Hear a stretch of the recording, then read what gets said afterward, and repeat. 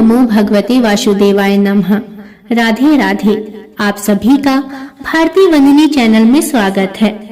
मित्रों, आइए आज की इस वीडियो में जानते हैं कि आखिर वे कौन से वृक्ष हैं जिन्हें हमें अपने घरों में लगाना चाहिए या घरों के बाहर लगाना चाहिए, और कौन से वे वृक्ष हैं जिन्हें हमें अपने घरों के अंदर या बाहर कभी नहीं लगाना चाहिए। कौन से वृक्ष हमारे लिए सुख और समृद्धि का कारण बनते हैं और कौन से वृक्ष दरिद्रता का संकेत देते हैं, आइए इस वीडियो में जानते हैं। मित्रों, एक समय की बात है, भगवान श्री कृष्ण के मित्र उनसे मिलने के लिए द्वारिका नगरी पधारे।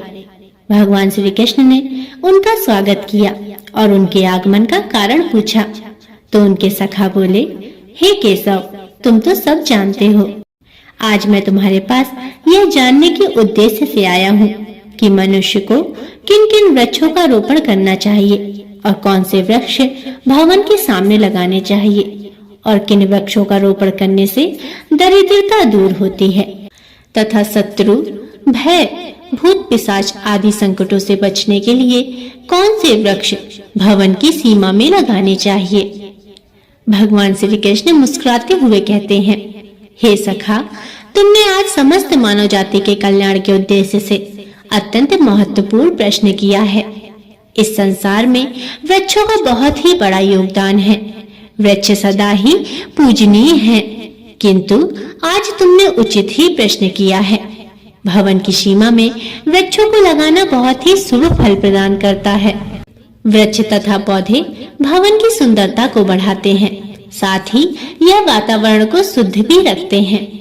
वृक्षों के सकारात्मक ऊर्जा का संचार होता है जो मनुष्य के जीवन के लिए अत्यंत आवश्यक होती है। वृक्ष नकारात्मक को कम करके वातावरण को अधिक सकारात्मक बनाने का कार्य करते हैं। घर के सामने शुभ पेड़ पौधे लगाने से घर में सुख समृद्धि आती है।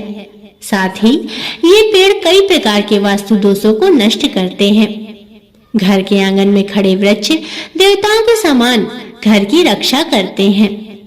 हे मित्र, भवन के पास कौन से पौधे लगाने चाहिए और कौन से नहीं, इसके बारे में बताने से पूर्व मैं तुम्हें एक प्राचीन कथा सुनाता हूँ, जिससे तुम्हें समझ में आ जाएगा कि वृक्षों तथा पेड़ पौधों का भवन के पास लगाना कितना शुभ होता है और कौन से पौधे भवन के पास लगाने से दुख एवं दरिद्रता आती है। जो भी मनुष्य इस कथा का श्रवण करता है उसके सैकड़ों पाप नष्ट हो जाते हैं और उसकी दरिद्रता का नाश होता है। तब भगवान श्री कृष्ण के सखा कहते हैं, हे केशव, मैं इस कथा को अवश्य ध्यान से सुनूंगा और पूरा सुनूंगा। कृपया करके मुझे वह कथा सुनाओ। भगवान श्री कृष्ण कहते हैं, हे सखा, पूर्व काल की बात है।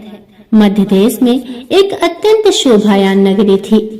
उस नगरी में रामेश्वर नाम का वैश्य अपनी पत्नी कमला के साथ निवास करता था। रामेश्वर भगवान विष्णु का भक्त था। वह नित्य भगवान विष्णु की पूजा करता था। रामेश्वर की पत्नी भी सुशील और गृह कार्य में दक्ष थी। घर में धन धान की कोई कमी नहीं थी। भगवान की कृपा से उसके पास सब कुछ था। इस प्रकार से अनेक दिन बीत जाने के पश्चात रामेश्वर की पत्नी, जिसका नाम कमला था, उसने अपने आंगन में कुछ वृक्षों का रोपण किया और नित्य उन वृक्षों को जल चढ़ाकर उनकी सेवा करने लगी। किंतु रामेश्वर की पत्नी को वृक्ष रोपण का ज्ञान नहीं था। उसे जो वृक्ष प्रिय लगे उन्हीं वृक्षों का रोपण उसने किया। जो वृक्ष अशुभ होते हैं उन्हीं वृक्षों का रोपण उसने अपने घर के आंगन में कर दिया, जिस कारण से उस वैश्य रामेश्वर को व्यापार में काफी सारा घाटा होने लगा। उसके घर में रोज कलह होने लगी। पति पत्नी में बार बार क्लेश होने लगे। उन दोनों के जीवन में अनेक कठिनाइयां आने लगी। रामेश्वर का सारा व्यापार डूब गया और उसका सारा धन भी नष्ट हो गया। तब रामेश्वर के पास अनाज भी खरीदने के लिए पैसे नहीं बचे। वे भूखे रहने लगे, जिससे क्रोधित होकर उसकी पत्नी भी गुस्सा करने लगी। वह अपने पति को कोई काम करने के लिए कहती, फिर रामेश्वर काम मांगने के लिए गांव में घूमने लगा, लेकिन उसे कहीं पर भी काम नहीं मिला। उसने आकर अपनी पत्नी से कहा, हे प्रिय, मुझे तो कोई भी काम नहीं दे रहा है, अब मैं कहाँ पर काम खोजने जाऊं? वे दोनों ही पूरी तरह हताश हो गए थे। दोनों के पास उद्योग करने के लिए भी कुछ नहीं था। रामेश्वर ने अपनी पत्नी के सारे गहने भी बेच डाले और जो कुछ भी अन्य मिला उसी से पेट भर लिया। इस प्रकार अशुभ वृक्ष लगाने के कारण दोनों के ही जीवन में घोर दरिद्रता और संकट आने लगे, किंतु वे दोनों ही इस बात को नहीं जानते थे। फिर एक दिन एक साधु महात्मा रामेश्वर के घर पर पधारे। उन्हें देखकर रामेश्वर ने उन्हें प्रणाम किया और कहा, हे साधु महाराज, पधारिए, इस गरीब के घर में आपका स्वागत है। कहिए, मैं आपकी किस प्रकार से सहायता कर सकता हूँ? वे साधु महाराज कहते हैं, हे महोदय, मैं तीर्थ यात्रा पर निकला हूँ, विश्राम करने के लिए कोई जगह खोज रहा हूँ। यदि आपको कोई कष्ट न हो तो मुझे अपने घर में स्थान दे दे। मैं अनेक दिनों से भूखा हूँ, कुछ भोजन भी प्राप्त हो जाए तो बड़ी कृपा होगी। साधु महाराज के ऐसे वचन सुनकर वह रामेश्वर कहने लगा, हे साधु महात्मा, आप अवश्य ही कोई पुण्यात्मा दिखाई दे रहे हैं। आपके मुखमंडल में बहुत तेज है। आपकी सेवा करने का मुझे सौभाग्य मिला है। आपकी सेवा करके मुझे बड़ा आनंद मिलेगा। कृपया करके आप घर के भीतर चलिए। फिर वह साधु महाराज उस रामेश्वर के घर के भीतर जाते हैं और विश्राम करने लगते हैं। रामेश्वर उन साधु महाराज की बड़ी सेवा करता है, किंतु उसके पास अन्न का एक दाना नहीं होता। तो वह अपनी पत्नी से कहता है, हे प्रिय, आज हमारे घर जो साधु महात्मा आए हैं वे बड़े पुण्यवान दिखाई पड़ रहे हैं। हमें उनके भोजन के लिए कुछ उपाय करना चाहिए। मैं गांव में जाकर किसी से थोड़ा सा धन मांग लाता हूँ। इतना कहकर रामेश्वर गांव में एक सेठ के घर पर जाता है और उस सेठ से थोड़ा सा धन देने की विनती करता है, किंतु वह सेठ उस वैश्य को धन देने से इनकार करता है और कहता है, तुम्हारे पास तो फूटी कौड़ी नहीं है, तुम मेरा धन कैसे वापस करोगे? तब रामेश्वर कहता है, हे सेठ, कृपा करके आप मुझे थोड़ा सा धन दीजिए, मैं जल्द ही आपको आपका धन लौटा दूंगा। यदि मैं धन नहीं लौटा पाया तो आप मेरा घर ले लीजिएगा। रामेश्वर की बात सुनकर उस सेठ को उस पर दया आई और वह उसे धन देते हुए कहता है, हे वैश्य, यदि तुमने धन नहीं लौटाया तो तुम स्वयं ही मुझे अपना घर सौंप देना। रामेश्वर कहता है, हे सेठ, मैं वचन देता हूँ, यदि मैंने धन नहीं लौटाया तो मैं आपको मेरा घर सौंप दूंगा। फिर रामेश्वर उस सेठ से धन लेकर बाजार से दूध, चावल, सब्जी, आटा, शक्कर आदि चीजें खरीद लेता है और लौटकर अपने घर आ जाता है। फिर वह अपनी पत्नी से कहता है, हे प्रिय, तुम उन साधु महात्मा के लिए भोजन बनाओ। फिर रामेश्वर की पत्नी भोजन बनाती है और उन साधु महात्मा को भोजन परोस देती है। इस प्रकार से उस दिन रामेश्वर की भक्ति और निष्ठा को देखकर वे साधु महाराज बहुत ही प्रसन्न हो जाते हैं। भोजन हो जाने के पश्चात वे जाते जाते रामेश्वर से कहते हैं, हे वैश्य, मैं तुम्हारी भक्ति और आदर सम्मान से अत्यंत प्रसन्न हूँ। तुम्हारी जो भी कामना है मुझे बताओ, मैं अवश्य पूरा करूँगा। तब वह रामेश्वर कहता है, हे महात्मा, आपका आशीर्वाद ही हमारे लिए सब कुछ है, किंतु मैं आपसे यह जानना चाहता हूँ कि किस पाप के कारण मुझे दरिद्रता का दुख भोगना पड़ा है। हमने तो भगवान विष्णु की भक्ति की है, फिर हमारे जीवन में दरिद्रता क्यों आई है? इसका क्या कारण है? और इस दरिद्रता को दूर करने के लिए मुझे क्या उपाय करना चाहिए? फिर साधु महात्मा कहते हैं, हे वैश्य, मैं जब तुम्हारे द्वार पर आया तभी मुझे यह ज्ञात हो गया था कि तुम्हारे जीवन में घोर दरिद्रता और संकट आए हुए हैं, क्योंकि तुम्हारे भवन के सामने जो वृक्ष हैं वे ही तुम्हारी दरिद्रता का कारण है। इसलिए तुम इन वृक्षों को हटाकर उनके स्थान पर शुभ पौधों का रोपण करो।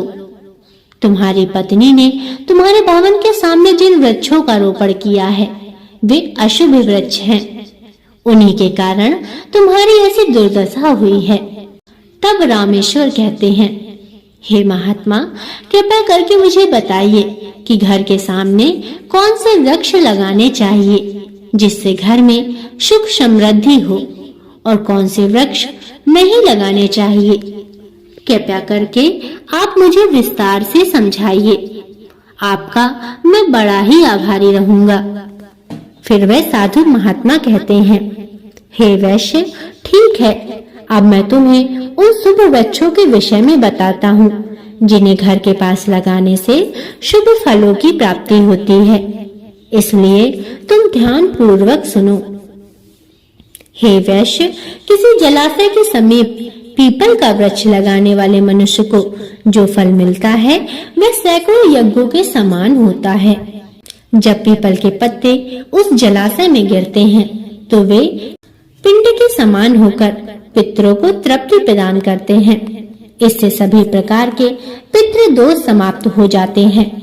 जो मनुष्य नित्य स्नान करके पीपल को स्पर्श करता है वह सभी पापों से मुक्त होता है और कभी पराजित नहीं होता। पीपल को स्पर्श करने से लक्ष्मी जी की प्राप्ति होती है और उसकी प्रदक्षिणा करने से आयु में वृद्धि होती है। पीपल की जड़ में श्री विष्णु, तने में शिव जी और अग्रभाग में ब्रह्मा जी स्थित रहते हैं। अमावस्या के दिन पीपल को प्रणाम करने से जो फल मिलता है वे 1000 गाय के दान के बराबर होता है। इस संसार में पीपल के समान कोई वृक्ष नहीं है। साक्षात श्री हरि इस वृक्ष के रूप में पृथ्वी पर विराजमान हैं। पीपल के वृक्ष को चोट पहुंचाना अथवा उसकी टहनी तोड़ना महापाप माना गया है। ऐसा मनुष्य एक कल्प तक नरक में रहता है और जो पीपल को जड़ से काटता है उसका कभी नरक से उद्धार नहीं होता। हे वैश्य, अब मैं तुम्हें दूसरे वृक्ष के बारे में बताता हूँ। वह है आंवले का वृक्ष। आंवले का फल समस्त लोकों में प्रसिद्ध और परम पवित्र है। आंवले को लगाने से स्त्री और पुरुष जन्म मृत्यु के बंधन से मुक्त हो जाते हैं। यह पवित्र फल भगवान विष्णु को अत्यंत प्रसन्न करने वाला एवं शुभ माना गया है। इसको खाने से सभी पापों से मुक्ति मिलती है। आंवला खाने से आयु बढ़ती है। उसका जल पीने से रोगों का नाश होता है और आंवले को जल में मिलाकर स्नान करने से दरिद्रता दूर हो जाती है और सभी प्रकार के ऐश्वर्य प्राप्त होते हैं। जिस घर में आंवला सदा मौजूद रहता है उस घर में कभी दैत्य और राक्षस नहीं आते हैं। एकादशी के दिन अगर आंवला मिल जाए तो संसार के सभी तीर्थों से बढ़कर फल प्राप्त होता है।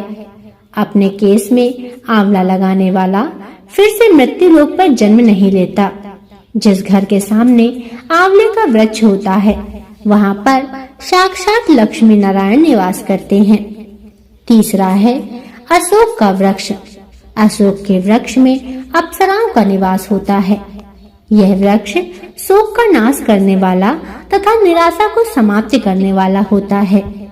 इस वृक्ष को घर के पास लगाने से घर में सुख शांति बनी रहती है। अशोक का वृक्ष शीतलता और यवन प्रदान करने वाला होता है। माँ लक्ष्मी ने जब देवी सीता के रूप में अवतार लिया था तब रावण द्वारा अपहरण करने के बाद उनका वास अशोक वाटिका में था। अशोक के वृक्ष में माँ सीता की बहुत सेवा की थी, इसलिए माँ सीता ने अशोक वृक्ष को यह वरदान दिया था कि जिस भी स्थान पर यह वृक्ष होगा वहाँ पर सदैव मेरा निवास होगा। मित्रों, चौथा है पाकड़ का वृक्ष। प्रत्येक मनुष्य को पाकड़ का वृक्ष अवश्य लगाना चाहिए। यह वृक्ष लगाने से जो फल मिलता है वह महायज्ञ के समान होता है। कलयुग में मनुष्य यज्ञ नहीं कर पाएंगे, इसलिए उन्हें एक पाकड़ का वृक्ष अवश्य लगाना चाहिए। पांचवा है नीम का वृक्ष। नीम का वृक्ष लगाने से सूर्य देव प्रसन्न होते हैं। नीम का वृक्ष आयु प्रदान करने वाला माना गया है। इसे घर के पास लगाने से नाना प्रकार के रोगों से छुटकारा मिलता है। माँ लक्ष्मी नीम के पत्ते अत्यंत प्रिय होते हैं, इसलिए नीम के वृक्ष के पास निवास करती हैं। घर के सामने नीम के वृक्ष का रोपण करने से धन संपत्ति की प्राप्ति होती है। छठा वृक्ष है जामुन का वृक्ष। जामुन का वृक्ष यदि कोई मनुष्य कन्या प्राप्ति की कामना करता है तो उसे जामुन का वृक्ष अवश्य लगाना चाहिए। जिस मनुष्य के घर के सामने जामुन का वृक्ष होता है उसके घर में कन्या का जन्म होता है, जो कुल का गौरव बढ़ाती है। सातवां वृक्ष है बेल का वृक्ष। बेल के वृक्ष में भगवान शिव और देवी पार्वती का निवास है, इसलिए अगर बेल के वृक्ष के पास गुलाब का पौधा लगाया जाए तो शिव पार्वती का आशीर्वाद प्राप्त होता है। उस घर में कभी दुख दरिद्रता नहीं आती, उस घर में कभी अकाल मृत्यु नहीं होती और कोई स्त्री विधवा नहीं बनती। आठवां वृक्ष है नारियल का वृक्ष। नारियल का पेड़ लगाने से पुरुष अनेक स्त्री का पति बनता है। नारियल किसी भी धार्मिक अनुष्ठान का आवश्यक अंग होता है। यह अत्यंत शुभ माना जाता है। घर के आंगन में नारियल का पेड़ होने से उस घर में हमेशा शुभता होती है और उस घर के सदस्यों का समाज में बहुत मान सम्मान होता है। सुंदर पत्नी की कामना करने वाले मनुष्य को अनार का वृक्ष लगाना चाहिए। पलाश का पेड़ ब्रह्म तेज प्रदान करता है, इसलिए इसका रोपण अवश्य करना चाहिए। अगर मनुष्य किसी बीमारी से पीड़ित है तो उसे खैर का वृक्ष लगाना चाहिए। खैर का वृक्ष लगाने से बड़े बड़े रोग नष्ट हो जाते हैं। यह वृक्ष आरोग्य प्रदान करने वाला होता है।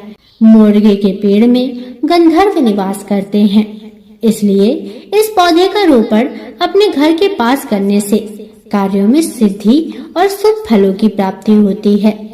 खासकर कला के क्षेत्र में काम करने वाले लोगों को यह पौधा अवश्य लगाना चाहिए। यदि किसी मनुष्य को चोर और लुटेरों का भय सता रहा है तो उसे अपने घर के पास बेत का वृक्ष जरूर लगाना चाहिए। यह वृक्ष चोर लुटेरों को भयभीत करता है और घर की रक्षा करता है। चंदन और कटहल के वृक्ष पुण्य और लक्ष्मी प्रदान करते हैं। इन वृक्षों का रोपण करने से दुख दरिद्रता समाप्त हो जाती है। घर की उत्तर दिशा में कनक चंपा का पौधा लगाया जाता है तो धन में वृद्धि होती है। केले का पेड़ भी बहुत शुभ होता है और यह घर में सुख समृद्धि और खुशहाली लाता है। केले के पेड़ में भगवान विष्णु का वास होता है, इसलिए घर में केले का पेड़ होने से घर में धन की कमी नहीं रहती।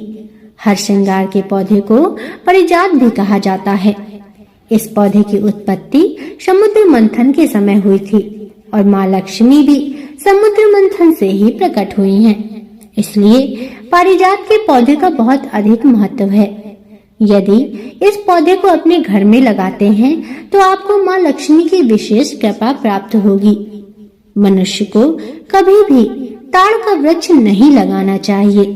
ताड़ का वृक्ष संतान नाश करने वाला होता है।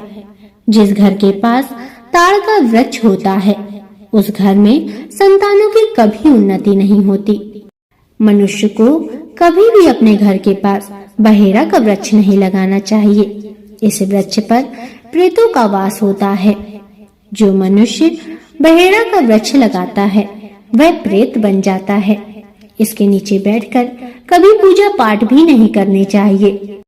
अगर किसी मनुष्य को शत्रुओं का भय सता रहा है तो उसे केवड़े का वृक्ष लगाना चाहिए। यह शत्रुओं का नाश करने वाला होता है। घर में कभी भी ऐसे पौधे नहीं लगाना चाहिए जिनको काटने या तोड़ने पर दूध निकलता हो। घर के सामने कभी भी बबूल का पेड़ नहीं लगाना चाहिए। इसे लगाने से विपत्ति आती है। घर के सामने बेर का वृक्ष भी नहीं लगाना चाहिए। इसे लगाने से नकारात्मकता बढ़ती है, धन का नाश होता है और संकट आते हैं।